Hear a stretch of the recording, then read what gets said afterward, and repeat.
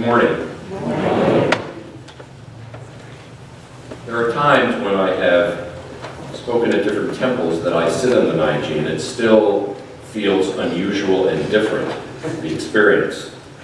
And so it is really humbling in the sense that it's not only the people sitting in this room that I'm talking to, but as I sit back there and look at the Ataikyo book, I think of, when I see how thick it is, like my temple in West Los Angeles, of the hundreds and hundreds and hundreds of people who really join us here, in fact. So it's really quite humbling, and especially following Reverend Harada's very kind introduction. I'm sure I have nothing left to do but to disappoint.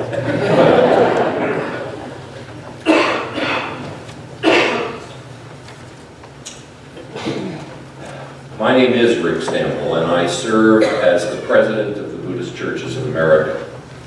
I'm really honored to speak with you today. I was invited to speak with you about how my work as a civil rights activist and as an attorney interested in justice and human dignity led me to embrace Shin Buddhism. What lessons did I learn from those experiences that might be helpful in your quest to discover what Jodo Shinshu means to you? I'm grateful to Stuart Ito, president of Sacramento Buddhist Temple, and to Reverend Marvin Harada for inviting me to speak with you today. BCA is the oldest and largest Buddhist organization of temples and churches in the United States. BCA and its predecessors first arrived in San Francisco exactly 120 years ago this year. It has received support and guidance from a great many people. Reflecting for just a moment on those first Kaikyoshi ministers who landed on our shores in 1899, on our founders, ministers, leaders, and friends, we all of us, share a common wish: that BCA, that our temples provide a foundation for the propagation of Shin Buddhism in America. And we are the keepers and the trustees of that wish, to preserve our Shin Buddhist teachings for our children, our grandchildren, and for future generations.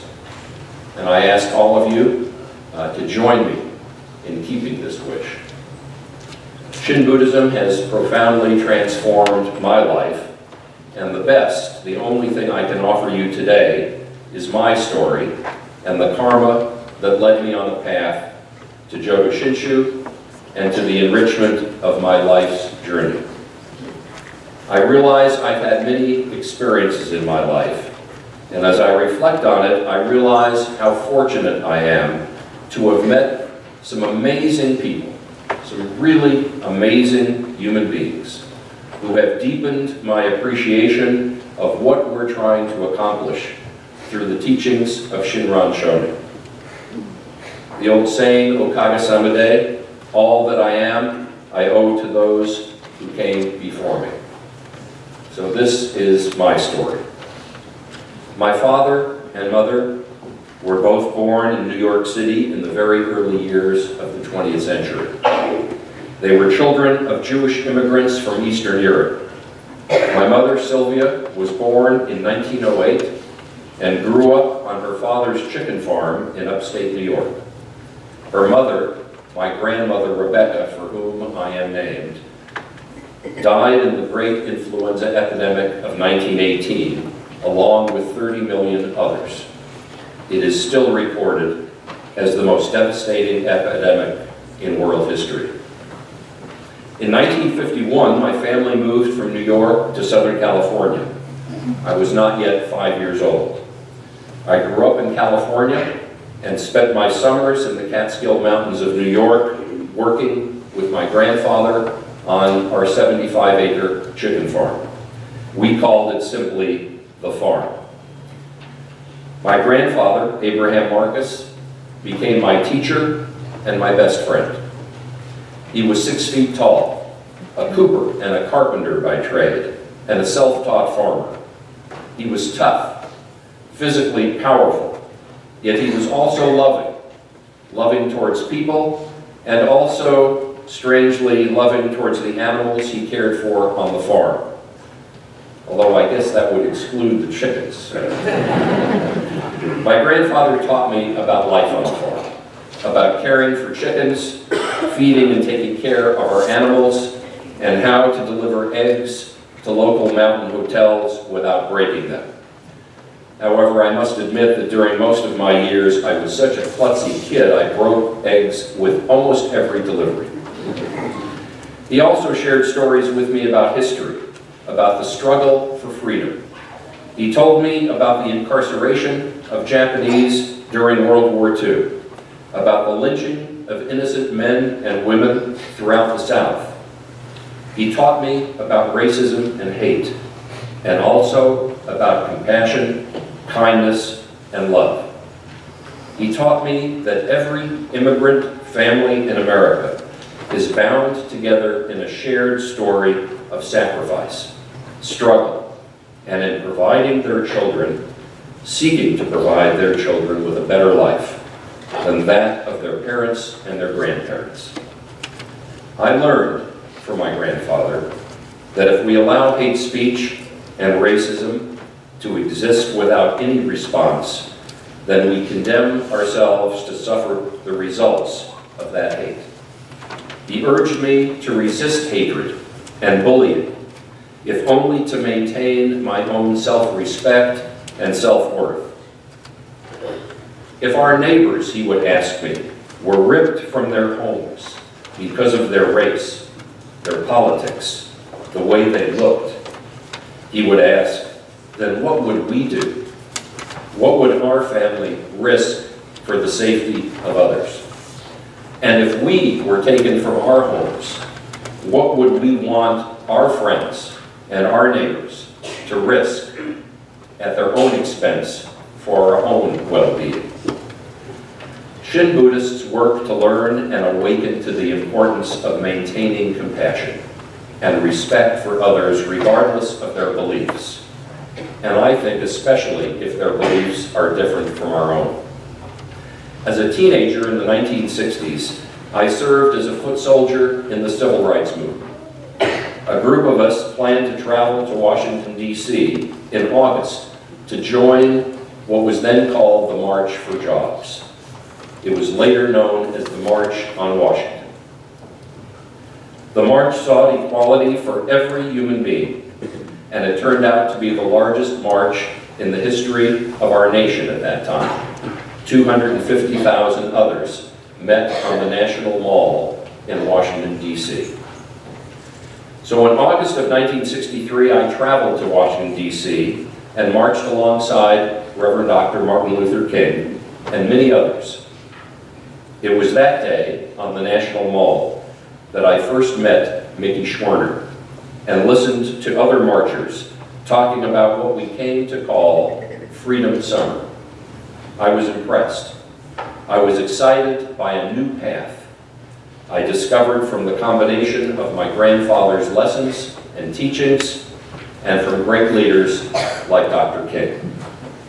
I'm not sure, but I think it was that day on the National Mall, hearing 250,000 people sing an old folk song, "Keep your eyes on the prize, hold on," and hearing Dr. King deliver his now famous "I Have a Dream" speech from the steps of the Lincoln Memorial.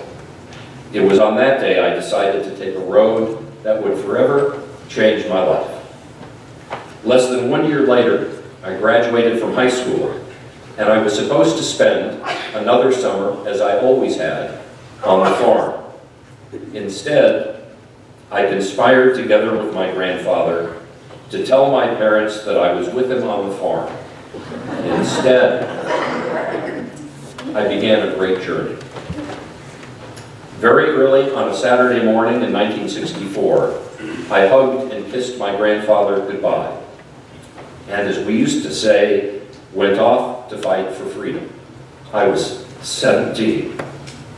I think as I get older, I tend to cry a lot more, so I have to apologize to you as I go through this because the events, although they were so long ago, are so vivid to me. So my wife even laughs at me because I tend to cry at commercials now. By that Saturday evening, I arrived at Western College for Women in Oxford, Ohio, to begin a week of orientation with hundreds of other college students. The summer was going to be filled with great danger. Racism was rampant everywhere in the South, and especially in Mississippi. I learned to drink from water fountains and to use bathrooms bearing signs that read whites only. When I was walking in a group of black and white people, I learned to step out of the way into the gutter when passing a white person. The penalty for not obeying such laws and customs, known as Jim Crow, was arrest and worse. People talk about those of us, my comrades and friends, who joined Freedom Summer and went to Mississippi as being courageous and brave and selfless. We were not. We were idealistic and ignorant. We were ignorant of the deep hatred we faced every day from the all-white citizens' councils who literally ran the state of Mississippi. They controlled everything: the police, the courts, elected officials, the voting registrars, everything. And the hatred in the face of almost every white person we encountered that summer was chilling and frightening. Every morning I woke up, I was thankful I was still alive. But we were imbued with a sense of righteousness that I think only visits young people, on a mission to end the vicious cycle of hate, lynching, killing, intimidation, and harassment. Our work in Mississippi during Freedom Summer had two objectives: registration of African Americans to vote and the establishment of freedom schools. The all-white citizens leagues in every town, city, and rural area in Mississippi maintained an iron grip on every black person in that state. Although more than 45% of the state's population was black when we arrived in Mississippi, only 6.4% of blacks were registered to vote. These citizens' leagues were dedicated to maintaining segregation at all costs. In fact, the citizens' leagues were a hate-filled group of racist bigots. They burned down more than 50 churches that year in Mississippi. They terrorized children on their way to school, yelling racial epithets of hate. Some children were even abducted, kidnapped, and never heard from again. Every day was full of fear. We lived in danger for our lives, although we were ignorant of the real risk. We taught black children and their parents in freedom schools. We taught subjects that were outlawed in Mississippi, subjects such as Black history, the history of the fight for civil rights, not only by African Americans, but by immigrants throughout the history of the United States. We taught them about the history of more than 4,000 men and women who were lynched in the United States from the 1860s through 1968. We taught a history that had been hidden in plain sight for more than a century. We tried to register black voters. These were good, kind, decent people who asked for nothing more than to be treated with dignity and respect. We were humiliated, bullied, and beaten by a white police force and local citizens sympathetic to a kind of deep hatred. Allow me to share just two stories with you from that long, hot summer in Mississippi. I recall it was on a Tuesday morning after a summer rain in Chula, Mississippi. Chula, Mississippi's population was about 200 people. It was there that I watched an elderly, frail black woman being intentionally tripped. Later, I learned her name was Sarah. Sarah tried to help a black teenage boy who was being mercilessly bullied, pushed, and screamed at by a white man. I vividly recall onlookers looking at her as she fell down a short flight of wooden stairs. When I extended my hand to help Sarah get up, I was grabbed by a policeman standing nearby and beaten unconscious. When I woke up, I found myself in the hospital. I was the only white patient in an all-black hospital. I later learned I was denied admittance first to the White Hospital. I could barely see because my eyes were almost completely shut from the beating. Every part of me hurt. It seemed as though I could feel my brain hurting, although even today I can't really describe what I mean by that. However, I was not really scared until I looked in the mirror. I looked like Rocky after a prize fight. Eyes black and closed shut, and my face looked more like a cauliflower than a face. A few days later, late one night while I was recovering in that Mississippi hospital, I looked up through my half-closed eyes and saw Dr. Martin Luther King.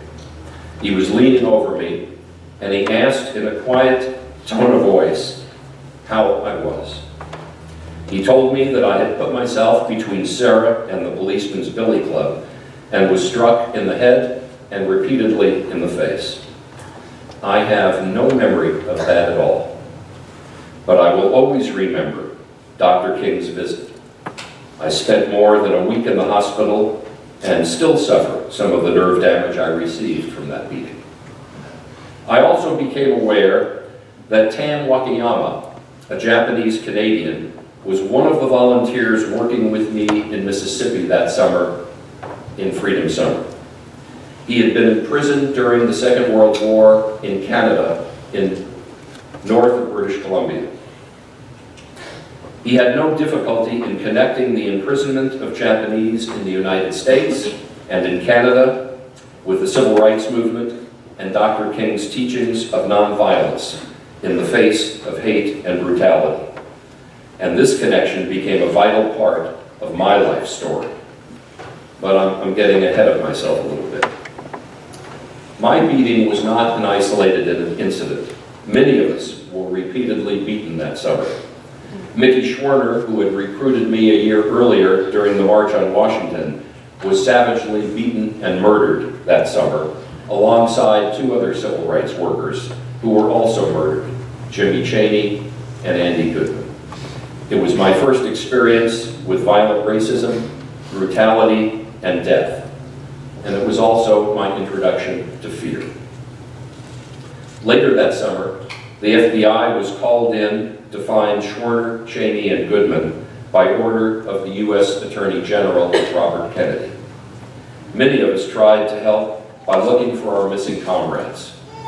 One historian later reported, "We all spent time searching. We found many dead bodies around the state. Almost all were black people who had been killed and discarded.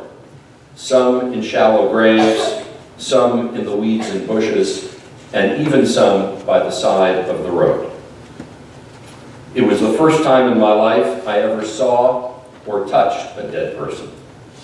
I reluctantly became acquainted with the smell of death. The memories of those dead men and women still live with me today in my dreams. Most all of the time, we stood up to the bullying and intimidation and threats of violence. Most all of us faced beatings. But for me, it was not the beatings I suffered that summer that haunt me today. Rather, it was the violence I watched visited on others that haunts me. That was because Dr. King's teachings of nonviolence required us to sit by and not physically defend our friends, our comrades, even while they were being screamed at, hit, and bullied. In July or August, I spent time with the Johnson family, a welcoming black family who lived in the Mississippi Delta. I was joined by another Freedom Summer volunteer, a good friend of mine named Craig Cummings. Craig was an African American. Mr. Johnson, an unassuming, usually quiet and humble man, exposed his family to great danger by taking us into his home, let alone bravely inviting us to join him for meals. Only later did I learn that Mr. Johnson's youngest son had been seriously beaten when he mistakenly used a white bathroom.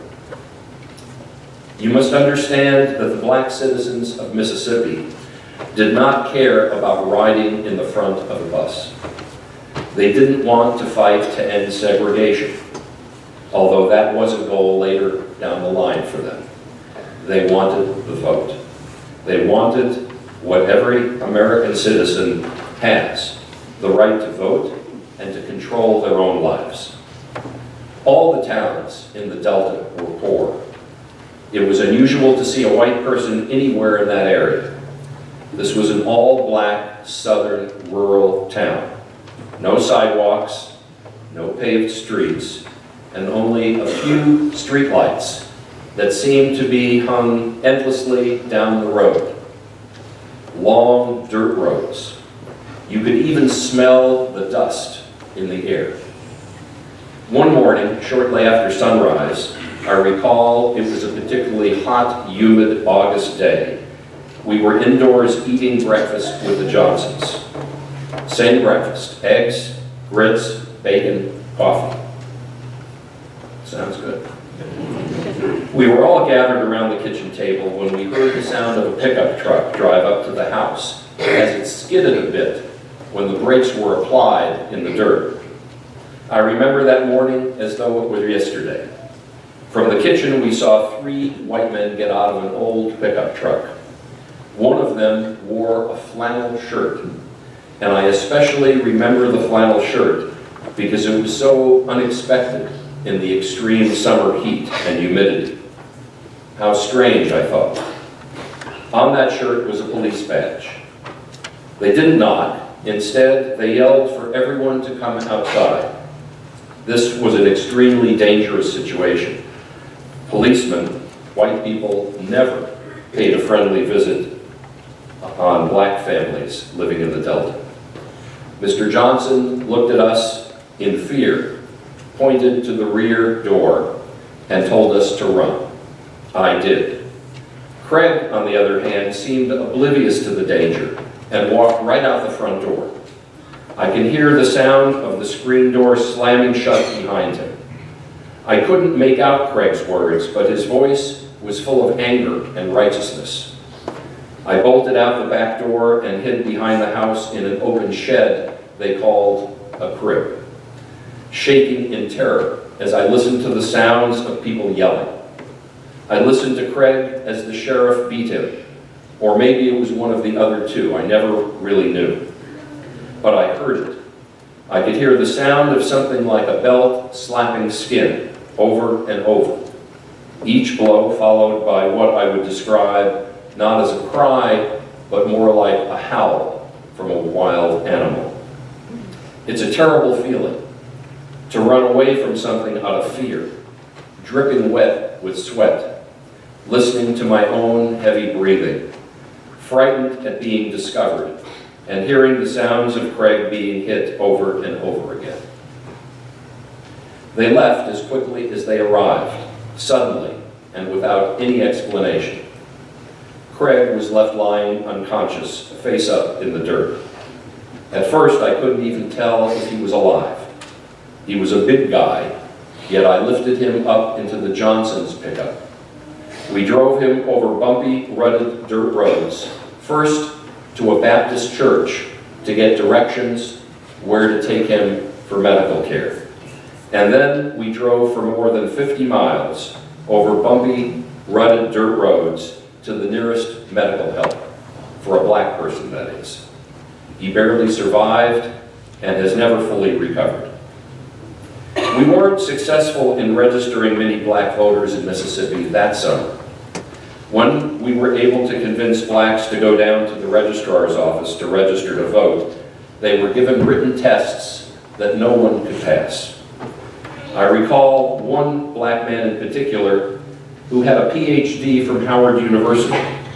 He also failed the test. However, we did create a spirit of community, a sangha of cooperation, a willingness to fight back regardless of the odds and of the consequences. Within a few years after Freedom Summer, the number of registered black voters in Mississippi rose from 6% to more than 60%. We made great success, but the battle was really only beginning. The success we did have in Mississippi was the result of community, of working together in a shared spirit, seeking justice and equal treatment. Later, we all encountered situations in which we had to endure similar treatment. I was arrested many times, placed in jail, and always released without charges ever being filed. I returned home and remained active in the 1960s in the civil rights movement and in the peace movement during the Vietnam War. Let me just skip ahead a bit to 5 years ago and interrupt my story. In the summer of 2014, the first time that anyone ever mentioned that summer to us, a group of us that were in Freedom Summer were invited by President Barack Obama to the White House. Many of us had died in the intervening years, and all of us were deeply moved by the names in the program of those who were missing. Just before the ceremony in the Rose Garden began, there was a prayer offering, an invocation by a Catholic priest in Washington, D.C. One of our members, not me, asked if he might offer a prayer because he was Jewish. So the president allowed him to do that and then suggested that each of us in the Rose Garden offer some invocation. When it came my turn, instead of passing as I had intended, I announced that I was Shin Buddhist and incanted Namu Amida Butsu to a welcoming audience. And it felt good to do that because that is who I am. I can relate some of the comments made that day by President Obama because he sent me and others a personal letter dated August 12, 2014, using some of the same phrases as in this talk. The president said, "Stories like yours demonstrate that people who love this country can change it, and I appreciate your support for our shared values. In the face of bigotry, fear, and unyielding opposition, you helped push our country toward a more perfect union. And today, I am one of the humble many who stand on your shoulders. I trust you take great pride in all you have achieved." That talk, that visit, and that letter were certainly one of the highlights in my life. But again, I've skipped ahead of my story, so returning for a moment back to 1972, I began practicing law after graduating from law school and worked from time to time with a famous First Amendment lawyer in Los Angeles named Stanley Fleishman. Stanley had the distinction of arguing more cases in front of the U.S. Supreme Court than any lawyer at the time. I represented many defendants unjustly charged with crimes from every immigrant group in America, it seemed. Their real crimes were their race and their political beliefs. Stanley came to me one day and asked if I was interested in working pro bono, for free, on my own time, taking statements and gathering evidence in preparation for a possible lawsuit of some kind. I think it was a man named Peter Irons, a social activist, who was the real driving force behind the success of the federal cases ultimately brought to court by courageous legal teams. These cases saw the reversal of criminal convictions against 3 Japanese who refused to go to prison camps during the Second World War. These unconstitutional convictions were later reversed. And in the end, the U.S. government issued a formal apology and compensation to the 120,000 Japanese incarcerated in camps during World War II. But the real impact for me were the statements that I took from those survivors, including the gut-wrenching stories of suffering, depression, suicides, and the humiliation of those Japanese who were incarcerated during the war. I interviewed one woman who stands out in particular, whose husband had died during the first 6 months that they were interned at Manzanar camp. At the beginning, there were no drugs available to the people interred for pain or for any other purpose. So his death was difficult, and he suffered greatly. I was so deeply touched by her story of loss and humiliation, and the dignity with which she spoke to me about that experience, that after she left, I sobbed. In the midst of all this, Reverend Akira Hata, the resident minister at the time at West Los Angeles Buddhist Church, entered the back room, put his arm on my shoulder, and told me everything will be all right. That was my introduction to Jodo Shinshu. Hata Sensei's kindness was the first spark that took me on a path leading to Shinran Shonin and the Nembutsu. It was my Namuami Dabutsu moment. Gradually, I began to read and listen to BCA ministers share the Dharma. I encountered many remarkable and gifted teachers to whom I owe a great debt. What lessons did I learn from my life experiences about racism and hate that I could share with you? And how are they connected to the teachings of Shin Buddhism? One sunny fall afternoon many years ago, I heard Reverend Dr. David Matsumoto, now president of IBS, the Institute of Buddhist Studies, for the first time. A gate of deeper awareness opened for me, and I entered it. He became one of my Dharma teachers. I began to try to abandon my judgments of others.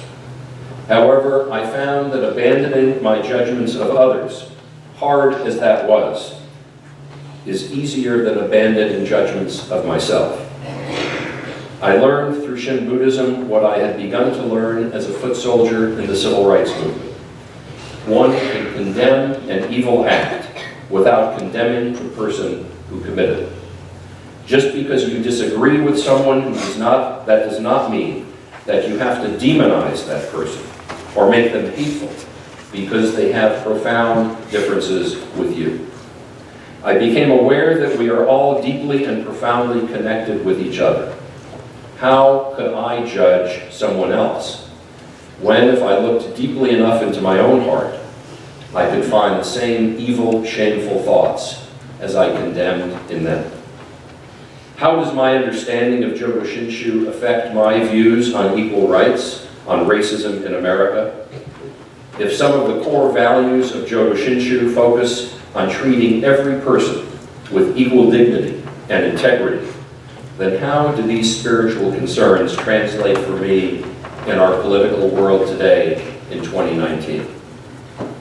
When I went to UCLA my first year following Freedom Summer, I did not want anyone to know I had ever served as a foot soldier in Mississippi.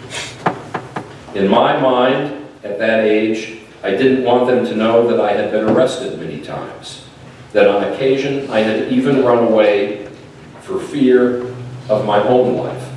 I thought it all might diminish me.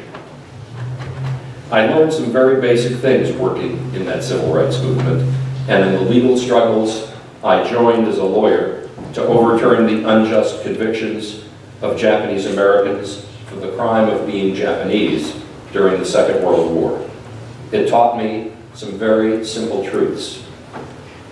I learned that our humanity depends on everyone's humanity. Everyone has an inherent human dignity that must be respected. We all strive, especially when we're in our teens, our 20s, and our 30s, to learn and understand who we truly are. I think it's part of life's journey For me, authenticity and shame are critical parts of that search. A search to learn who we are. What is the depth of our own shameful moments? It's in those connections, I think, that we actually begin to understand profound things about who we are and what we value in life. I agreed to speak to you because I believe that many of you understand that Shin Buddhism can lead us to appreciate who we really are and what each of us, in a different way, values in our own life. I have come to remind you, as did Dr. Martin Luther King, that the moral arc of the universe is long, but it bends towards justice. That we cannot be fully engaged Buddhists or human beings until we care about human rights and dignity. For me, the 18th vow is about those unalienable rights and about the dignity each person deserves. That our survival is connected to the survival of every person on this planet. That issues of fairness, equality, and honesty are fundamentally about justice. More than anything, for those of you who share these things with me, I have simply come to tell you today to keep your eyes on the prize. Hold on. Thank you very much.